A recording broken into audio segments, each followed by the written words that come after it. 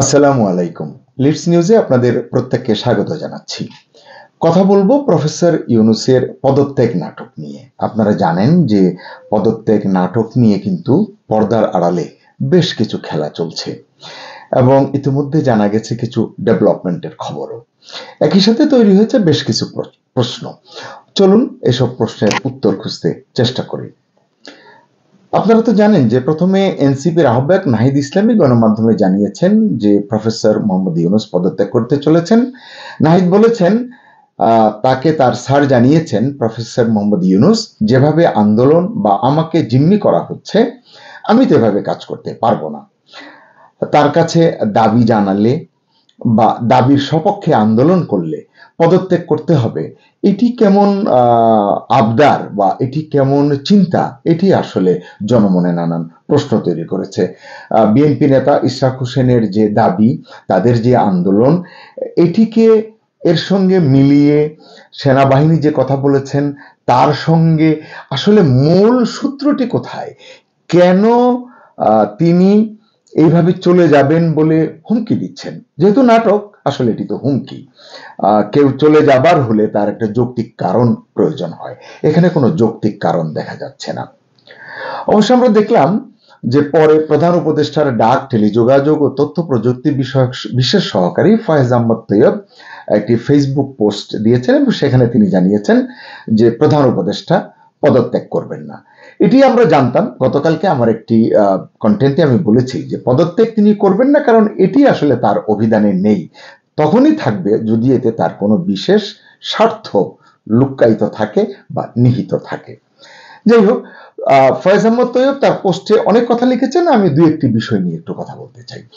তিনি এক জায়গায় লিখেছেন যে বিশ্ব সম্প্রদায়ের কাছে ডক্টর মোহাম্মদ ইউনূসের সম্মান আছে, এটা রক্ষা করা আমাদের দায়িত্ব। সম্মান আছে এটি তো আমরা জানি, এদেশের জনগণ জানে, সেই সম্মান তো আমরা তাকে দেই। প্রশ্ন হচ্ছে যে এই যে তিনি তুললেন যে সম্মান আছে এটি নষ্ট করা যাবে না, নষ্টটা কে করছে সেটি তো স্পষ্ট করতে হবে। আমরা সাদামাটাভাবে যেটি দেখছি যে সেনাপ্রধান জেনারেল ওয়াকারুজ্জামান নির্বাচনের জন্য কিছু কথা বলেছেন, সুনির্দিষ্ট তারিখ নিয়ে কথা বলেছেন, এতেই কি বিশ্ব সম্প্রদায়ের কাছে প্রফেসর ইউনূসের সম্মান নষ্ট হয়েছে? সেনাপ্রধান তো তাকে ক্ষমতা থেকে হটাতে চাননি, বন্দুকের নল তো ঘোরাননি, বরং যেটা দেখা গেছে, বোঝা গেছে, গণতান্ত্রিক অভিযাত্রা ত্বরান্বিত করার জন্যই কথাগুলো বলেছেন জেনারেল ওয়াকার। এটা নিয়ে চারদিকে যে জল ঘোলা করা হচ্ছে, তাকে বিশ্ব সম্প্রদায়ের সামনে যাচ্ছে না, তারা এটি দেখছেন না। পোস্টে তো আরো লিখেছেন সরকারকে এখন থেকে রাজনৈতিক দলগুলোর মধ্যে সমন্বয় গড়ে তুলতে হবে, তাদের সঙ্গে বসতে হবে, কাজ করতে হবে। এটি তো জনগণ হিসেবে আমরা কখনোই এর ব্যত্যয় বা বিপরীত চিন্তা করিনি, আমরা তো এটাই চেয়েছি। কিন্তু প্রফেসর মোহাম্মদ ইউনূস কি দলগুলোর সঙ্গে সবসময় সেভাবে কথা বলতে চেয়েছেন? আমরা দেখলাম যে গত কয়েকদিন ধরে, ৩-৪ দিন ধরে বাংলাদেশ জাতীয়তাবাদী দল বিএনপি প্রধান উপদেষ্টার সঙ্গে সাক্ষাৎ করতে চাইছে। এই যে সাম্প্রতিক যে ঘটনাগুলো ঘটছে, নিঃসন্দেহে এগুলো নিয়ে তারা কথা বলতো, কিন্তু কোনো রেসপন্স তো করা হয়নি। কেন করা হলো না? কার স্বার্থে করা হলো না? আবার দেখলাম জামাতের আমির ফেসবুক পোস্টে স্পষ্ট করে লিখেছেন যে সর্বদলীয় বৈঠকের একটি পরামর্শ তিনি দিয়েছেন। কই, সরকার তো এক্ষেত্রেও নীরবতা পালন করছে। এসবের কারণ কি? কিন্তু বিপরীতে দেখা যাচ্ছে ঘন ঘন এখন তখন যখন তখন এনসিপির কয়েকজনের সঙ্গে তার বৈঠক হচ্ছে। হবেই তো, কারণ এটি তো তার দল। এই যে লোকজন যে বলে এটি কিংস পার্টি, তখন আবার তারা মন খারাপ করেন, কিন্তু হাব ভাব চালচলন দেখলে কিন্তু এটি স্পষ্ট বোঝা যায়। তারপরে দেখুন, কেন সরকারের মদতপুষ্ট সংগঠন এবং দল থেকে বারবার হুঙ্কার দেওয়া হচ্ছে, সেনাবাহিনীকে প্রশ্নের মুখে ঠেলে দেওয়া হচ্ছে, জনগণের মুখোমুখি দাঁড় করানো হচ্ছে, দাঁড় করানোর অশুভ তৎপরতা চালানো হচ্ছে। সেনাবাহিনী তো রাজনৈতিক দল বা প্রতিষ্ঠানের কাছে, সিস্টেমের কাছে লয়াল থাকতে চাইছে বলেই আমার মনে হয়েছে।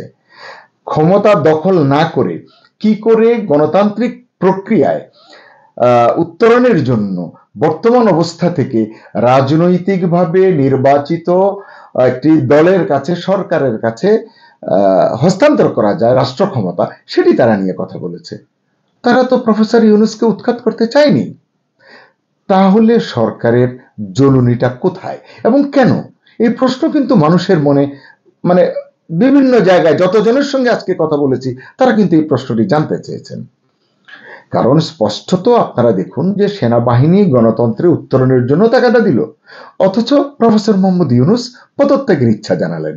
এটিকেই আসলে মানুষ নাটক বলছে, কারণ তারাও জেনে গেছে যিনি 70-71 বছর বয়সে একটি ব্যাংকের এমডির পদ ছাড়েন না, এটি নিয়ে অনেক অভিযোগ করেন, অনেক অভিমান করেন, মামলা মোকদ্দমা করতে চান, বিদেশি বিভিন্ন প্রভাব খাটাতে চান, তিনি চলে যাবেন রাষ্ট্র ক্ষমতা থেকে। মানুষ কিন্তু এটি বিশ্বাস করে না। তবে আমরা যদি এইভাবে দেখি, এই পরিস্থিতিটা কেন তৈরি হলো? গত 10 মাসে বিষয়টা তো এরকম ছিল না। যদি থেকে থাকে এটি কিন্তু প্রফেসর ইউনূসের তরফ থেকে বা সরকারের তরফ থেকে আমাদের জানানো দরকার ছিল, জনগণকে জানানোর দরকার ছিল। এটি কিন্তু তারা জানাননি। তবে পর্যবেক্ষক মহল মনে করছেন এই যে বর্তমানের যে অবস্থাটি, এটি আসলে সেনাবাহিনী এবং প্রফেসর ইউনূসকে যে মুখোমুখি করা হয়েছে বা দুই মেরুতে নিয়ে গেছে, এটির পেছনে আসলে কাজ করেছেন জাতীয় নিরাপত্তা উপদেষ্টা খলিলুর রহমান। এটি তার যোগ্যতা বলুন, অযোগ্যতা বলুন, বা তার অভিসন্ধি বলুন, কূটকৌশল বলুন, নিজের দায়িত্বের বাইরে গিয়ে অথবা নিজের দায়িত্ব পালনের জন্য শর্টকাট রাস্তা খুঁজতে গিয়ে তিনি এমন হয়তো করেছেন, এমনটাই অনেকে বলছেন। আপনাদের নিশ্চয় মনে আছে বিএনপির ভারপ্রাপ্ত চেয়ারম্যান তারেক রহমান আরো আগেই বলেছেন যে নির্বাচনের কথা বললে এই সরকারের মন খারাপ হয়ে যায়। শুরু থেকেই আমরা এই সরকারকে সমর্থন দিয়ে আসছি, সরকারের সাফল্য কামনা করছি, কিন্তু নির্বাচনের রোডম্যাপ চাইলে তারা মন খারাপ করেন। এখন জনগণ দেখছেন যে আসলে সরকারের বা কারো কারো মাথাও খারাপ হয়ে যাচ্ছে নির্বাচন ইস্যুতে। এর কারণটা কি, আসলে এজেন্ডাটা কি, সেটা খুলে না বললে তো আমরা বুঝতে পারবো না। বারবার তারা বলছেন যে জুনের মধ্যে হবে, জুনের পরে। সৈয়দা রিজওয়ানা বলেছেন যে জুনের পরে একদিনও থাকা হবে না। আমার প্রশ্ন, জুন পর্যন্তই কেন থাকতেই হবে? এর পেছনে যদি কোনো কারণ থাকে সেটি খুলাসা করুন। আপনাদের কি আর কোনো এজেন্ডা বাকি আছে? কি কি কাজ বাকি আছে? কার কাছেই দায়বদ্ধতা? 18 কোটি মানুষের বাইরে এমন কোন শক্তি কি আছে যাদের প্রতি আপনাদের কোনো কমিটমেন্ট আছে? এটি মানুষের মনের প্রশ্ন। এটির আসলে সুরাহা হওয়া দরকার, কারণ দেশের মানুষ দ্রুত নির্বাচন চায়। এটি জলের মতো পরিষ্কার। এই যে কথায় কথায় সংস্কারের দোহাই দেয়া হয়, সরকার দিয়ে থাকে, অন্তর্বর্তী সরকার, গত 10 মাসের হিসাবটা চাইলে কেমন হিসাব তারা দিবেন? 10 মাসে আসলে কি হয়েছে, কি করা হয়েছে? জনতার সামনে তো 10 মাস পরে কি হলো? সরকার কারোর সাথে কথা না বলে করিডোর, বন্দরের টার্মিনাল বিদেশিদেরকে দিয়ে দিচ্ছে। এছাড়া নেট দুনিয়ায় ঘুরে বেড়াচ্ছে সেন্ট মার্টিনের 3200 নাকি 3500 মার্কিন সৈন্য সমাবেশ হয়েছে। এটা সত্য না মিথ্যা? এটি কি কারো মানে প্রচারণা, প্রোপাগান্ডা? মানে এটি নিয়ে সরকারের কিন্তু কোনো কনসার্ন নেই, স্বরাষ্ট্র উপদেষ্টার নেই, সেনাবাহিনীর তরফ থেকেও নেই, সরকারের তরফ থেকেও নেই। সরকারকে তো দিন শেষে রাষ্ট্রের এই মানে অত্যন্ত সংবেদনশীল তথ্য জানানো দরকার জনগণকে। এটি কেন জনগণ বিশ্বাস করছে? যদি এটি প্রোপাগান্ডা হয়, যদি এটি গুজবও হয়, এটি মিথ্যাচার হয়ে থাকে যদি, তাও জনগণ বিশ্বাস করছে, কারণ জনগণ দেখছে তারা সেন্ট মার্টিনে যেতে পারছে না। কেন যেতে পারছে না? নিশ্চয়ই কোনো বাধা আছে, অবস্টেকাল আছে। আপনাদের নিশ্চয় মনে আছে 8 আগস্ট বিমানবন্দরে দাঁড়িয়ে যখন প্রফেসর ইউনূস এসেছেন, তখন তিনি কিন্তু বক্তৃতার এক পর্যায়ে বলেছিলেন, আমার কথা কিন্তু শুনতে হবে, না শুনলে আমি কিন্তু আমার জায়গায় চলে যাব, আমার জায়গায় ফেরত যাব। এখন সত্যি সত্যি দেখা যাচ্ছে তার কাছে কোনো প্রত্যাশা করলে, কোনো দাবি জানালে, মানে তাদের তরফ থেকে বলা হচ্ছে যে কথায় কথায় আন্দোলন, কথায় কথায় রাস্তা অবরোধ। এটি তো আপনাদের অব্যবস্থাপনার কারণে হচ্ছে, সেটি তো আগে বুঝতে হবে।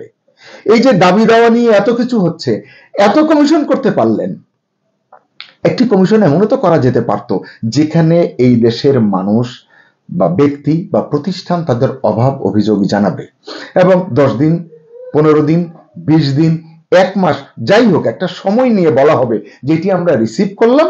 এটি অনলাইনেও হতে পারে, ফিজিক্যালিও হতে পারে, যে এটি করা হলো, এবং এটির দাবির সপক্ষে বিপক্ষে যে কমিটি থাকবে, যে কমিশন থাকবে, যে বিজ্ঞ ব্যক্তিরা থাকবেন, তারা জানাবেন যে এটি নিয়ে আসলে আপনাদের এইভাবে এগোতে হবে, বা এটি নিয়ে সরকার এমনটা চিন্তা করছে। তাহলে কিন্তু এই যে কথায় কথায় রাস্তা অবরোধ, এবং মানে যানজট তৈরি ইত্যাদি ঝামেলা কিন্তু হবে না। সেই দিকে সংস্কারের কিন্তু চিন্তা নেই। সংস্কার মানেই এখন প্রেস সচিব বলেন বন্দর বিদেশিদের দেওয়া হবে, এটি অর্থনৈতিক সংস্কার। করিডোর দেওয়া হবে, এটি এক ধরনের সংস্কার। মানে সংস্কারের এখন যে কত রকমের ডালপালা, এটি আরো সামনে কত আমরা দেখব জানি না। তবে যাই বলি না কেন, আমি নিজে অনেকের সঙ্গে আজকে দিনভর কথা বলেছি, অনেকে আমাকে ফোন করেছেন, তাদের প্রত্যেকের কিন্তু একটি বক্তব্য আমাকে খুবই চিন্তায় ফেলেছে। তারা বলছেন যে আসলে প্রফেসর ইউনূস পারছেন না, তিনি দায় এড়িয়ে পালিয়ে যেতে চাইছেন। এটি সত্যি হলে এটি অত্যন্ত লজ্জার হবে। জনাব তৈয়বের পোস্টটি নিয়ে কিছু কথা বললাম, তার পোস্টের শেষে তিনি বলেছেন ইনকিলাব জিন্দাবাদ, এটি বলে শেষ করেছেন। তাকে আমি ধন্যবাদ জানাই নিজের অবস্থান পরিষ্কার করার জন্য। ডেভেলপমেন্টের আরো দুই একটি বিষয় নিয়ে একটু কথা বলি। সেটি হচ্ছে যে আমরা শুনেছিলাম বিএনপি এবং জামাতের মধ্যে এক ধরনের দূরত্ব তৈরি হয়েছে। এই ঘটনার বাই প্রোডাক্ট হিসেবে আর যাই হোক, বিএনপি এবং জামাতের মধ্যে দূরত্ব কমেছে বলে নির্ভরযোগ্য সূত্রে খবর পাওয়া গেছে। তাদের মধ্যে একাধিকবার কথাবার্তা হয়েছে, বৈঠক হয়েছে। এছাড়া ধীরে ধীরে থলের বিড়ালও কিন্তু বেরিয়ে আসছে। কি সেটা? প্রফেসর ইউনূসকে ঘিরে রেখেছে একটি অশুভ চক্র। ইতিমধ্যেই হয়তো আপনারা জেনে গেছেন। এই চক্রে নাকি রয়েছেন 7 জন, ভেতরে 4 জন, বাইরে 3 জন। এই চক্র নাকি চায় না নির্বাচনের দিকে দেশ এগিয়ে যাক। তাদের মতলব নিশ্চয়ই অন্য কিছু। তারা প্রফেসর ইউনূসকে জনবিচ্ছিন্ন করতে চায়। তো প্রফেসর ইউনূসের মতো এত মেধাবী, ইন্টেলেকচুয়াল, একজন আন্তর্জাতিকভাবে সেলিব্রিটি মানুষ, নোবেল লরিয়েট, তিনি কি এই চক্রের অসৎ উদ্দেশ্যটি বুঝতে পারছেন না? গণমাধ্যম বুঝতে পারছে, যেহেতু এটি নিয়ে লেখাও হয়েছে এবং পর্যবেক্ষকদেরও অনেকে এই প্রশ্ন তুলছেন, তাহলে তিনি কেন এটিকে অ্যালাউ করছেন, সমর্থন করছেন? জানা গেছে সংকট উত্তরণে উদ্যোগের বদলে এই চক্র নানান খেলায় মত্ত রয়েছে। এদিকে প্রফেসর মোহাম্মদ ইউনূসের পদত্যাগের অভিপ্রায় নিয়ে অনেকেই কিন্তু মুখ খুলতে শুরু করেছেন। স্পষ্ট বোঝা যাচ্ছে তিনি যদি সত্যি অনড় থাকেন পদত্যাগের ক্ষেত্রে, মনে হয় না কেউ তার মান ভাঙাতে আসবেন। কারণ বিষয়টি এমন পর্যায়ে নিয়ে গিয়েছেন তিনি, আরেকবার সাধিলেই খাইব এইরকম হয়ে গেছে। তবে এক এনসিপি ছাড়া আর কাউকে তিনি পাচ্ছেন না, এটি স্পষ্টত। তার ছেলে মানুষই কেউ ভাঙাবে না। এনসিপির অনেকে নাকি গত রাতে যমুনায় কান্নাকাটিও করেছে, এমন তথ্য পাওয়া যাচ্ছে। আমি যদি দেখি যে বাংলাদেশ জাতীয়তাবাদী দলের একজন শীর্ষস্থানীয় নেতা সালাউদ্দিন আহমেদ, তিনি বলেছেন নির্বাচনী রোডম্যাপ ঘোষণা না করে যদি তিনি মানে প্রফেসর ইউনূস দায়িত্ব ছেড়ে চলে যেতে চান, সেটা তার ব্যক্তিগত ব্যাপার। চিন্তা করুন কি পরিমাণ অবহেলার জায়গায় প্রফেসর ইউনূস নিজেকে নিয়ে গেছেন। সালাউদ্দিন বলছেন একান্তই যদি প্রফেসর ইউনূস তার দায়িত্ব পালনে অপারগ হন, তাহলে রাষ্ট্র তো বসে থাকবে না, জনগণ বিকল্প বেছে নেবে। কারণ এই পৃথিবীতে কেউ অপরিহার্য নয়, এটি মনে রাখতে হবে। ফরহাদ মহজার, যিনি অনেক উপদেশ দিয়ে থাকেন, তার অনেক উপদেশ হয়তো প্রফেসর ইউনূস শুনেও থাকেন, তিনি ফেসবুকে কি লিখেছেন? বলছেন ডক্টর ইউনূস পদত্যাগের ইচ্ছা প্রকাশ করে ভুল করেছেন। পদত্যাগ করা হবে তার ব্যর্থতা, তার জন্য আত্মঘাতী।